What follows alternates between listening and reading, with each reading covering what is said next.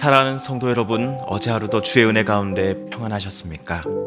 2020년 10월 16일 금요일 아침 매일 성경 말씀 묵상 시간입니다.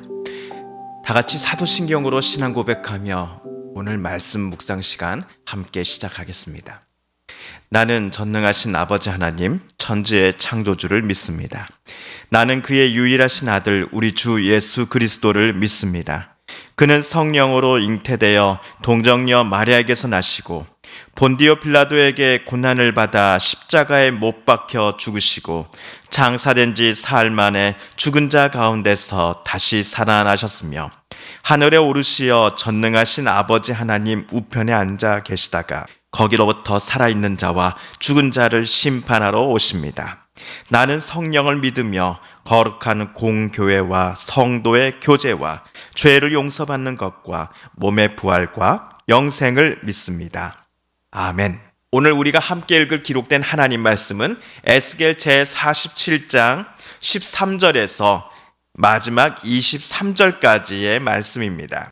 에스겔 제47장 13절에서 23절까지의 말씀, 구약 1228쪽경에 있습니다. 주 여호와께서 이같이 말씀하셨느니라. 너희는 이 경계선대로 이스라엘 12지파에게 이 땅을 나누어 기업이 되게 하되 요셉에게는 두 몫이니라. 내가 옛적에 내 손을 들어 맹세하여 이 땅을 너희 조상들에게 주겠다고 하였나니 너희는 공평하게 나누어 기업을 삼으라. 이 땅이 너희의 기업이 되리라. 이 땅 경계선은 이러하니라. 북쪽은 대에서 헤들론 길을 거쳐 스닷 어기까지니 곧 하맛과 브로다며 다메섹 경계선과 하맛 경계선 사이에 있는 시브라임과 하우란 경계선 곁에 있는 하셀 핫디곤이라. 그 경계선이 바닷가에서부터 다메섹 경계선에 있는 하살 에논까지요. 그 경계선이 또 북쪽 끝에 있는 하맛 경계선에 이르렀나니 이는 그 북쪽이요. 동쪽은 하오란과 다메섹과 및 길르앗과 이스라엘 땅 사이에 있는 요단강이니 북쪽 경계선에서부터 동쪽 바다까지 측량하라. 이는 그 동쪽이요. 남쪽은 다말에서부터 무리봇 가데스 물에 이르고 애굽 시내를 따라 대해에 이르나니 이는 그 남쪽이요. 서쪽은 대해라. 남쪽 경계선에서부터 맞은쪽 하맛 어기까지 이르나니 이는 그 서쪽이니라. 그런즉 너희가 이스라엘 모든 지파대로 이 땅을 나누어 차지하라. 너희는 이 땅을 나누되 제비 뽑아 너희와 너희 가운데에 머물러 사는 타국인 곧 너희 가운데에서 자녀를 낳은 자의 기업이 되게 할지니 너희는 그 타국인을 본토에서 난 이스라엘 족속같이 여기고 그들도 이스라엘 지파 중에서 너희와 함께 기업을 얻게 하되 타국인이 머물러 사는 그 지파에서 그 기업을 줄지니라. 주 여호와의 말씀이니라. 아멘. 어제 우리가 읽은 47장 1절에서 12절까지에서 성소에서부터 시작한 물줄기가 지나가는 곳마다 생명이 움트고 있다라는 것을 에스겔은 보았습니다. 이 물줄기가 처음 시작하는 장소, 즉 샘솟던 장소는 바로 성전이었습니다.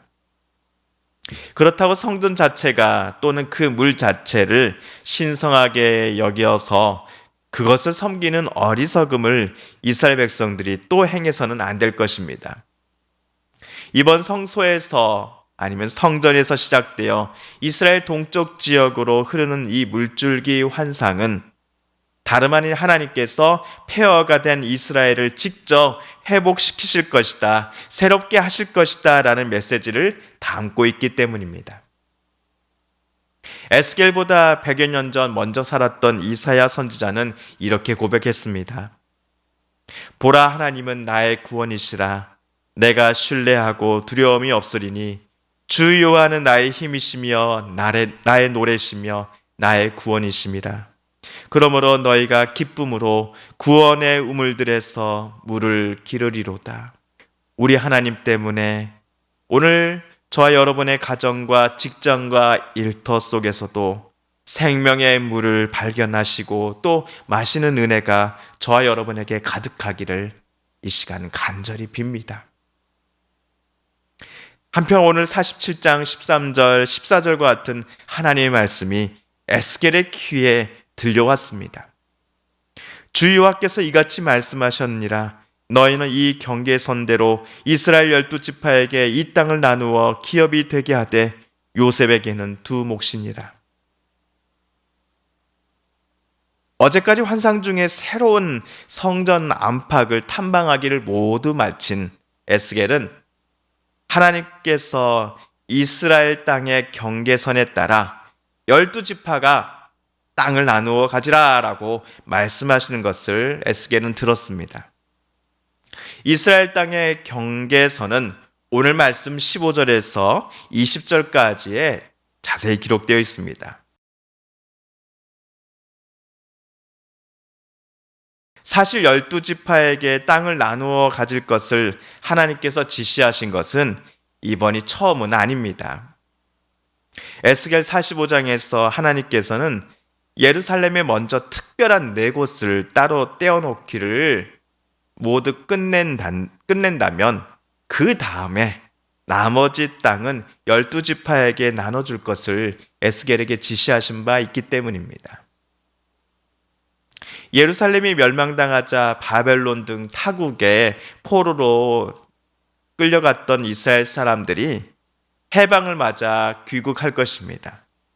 이때에 예루살렘으로 되돌아온 자들, 귀국한 이들이 자기 지파가 배분받게 될 땅에다가 집을 세우고 또한 삶의 터전을 이루며 살아가게 될 것입니다.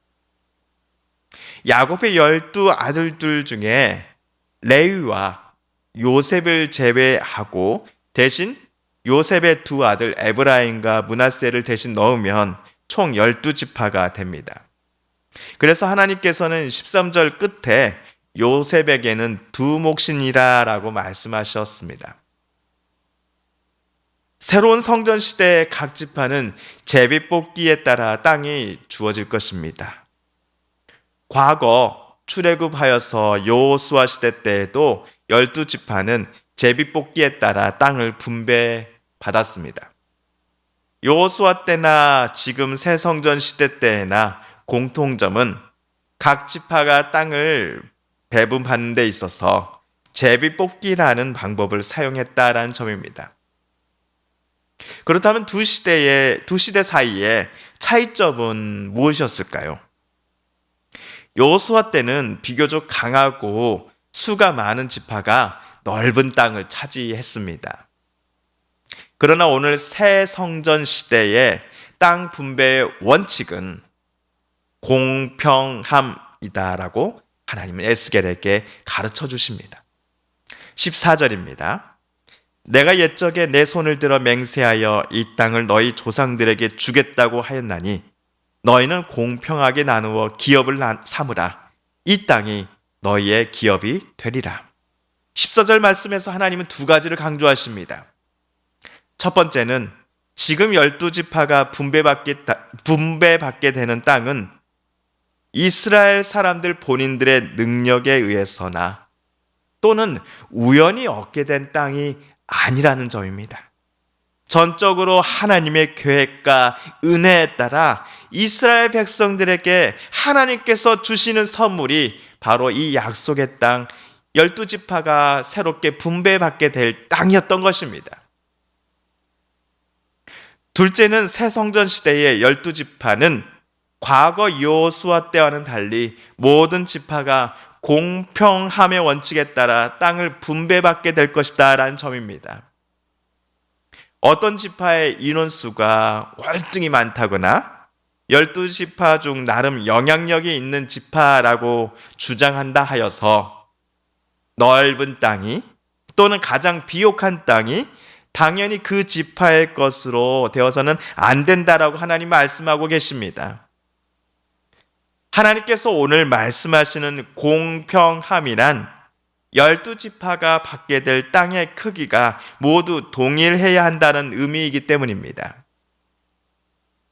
강한 지파에 의해 약한 지파가 흡수되는 일이 다시는 일어나지 않기를 하나님께서는 원하셨다라고 하는 어떤 주석가의 의견은 매우 설득력이 있습니다.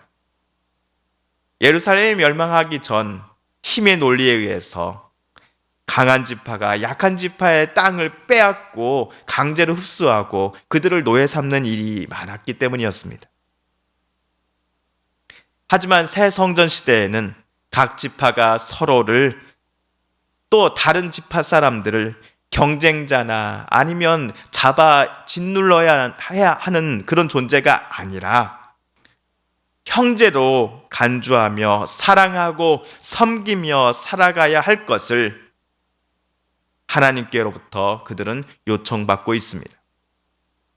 이러한 이유들 때문에 에스겔의 새로운 성전 시대에는 큰 지파든 작은 지파든 아무 차이 없이 모든 지파가 동일한 크기와 넓이의 땅을 배분받게 되는 것입니다.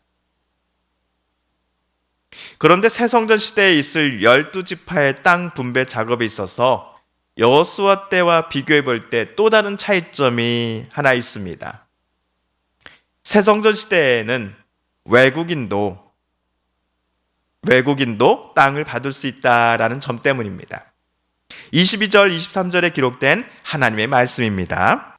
너희는 이 땅을 나누되 제비 뽑아 너희와 너희 가운데 머물러 사는 타국인 곧 너희 가운데서 자녀를 낳은 자의 기업이 되게 할지니 너희는 그 타국인을 본토에서 난 이스라엘 족속같이 여기고 그들도 이스라엘 지파 중에서 너희와 함께 기업을 얻게 하되 타국인이 머물러 사는 그 지파에서 그 기업을 줄지니라. 주 여호와의 말씀이니라.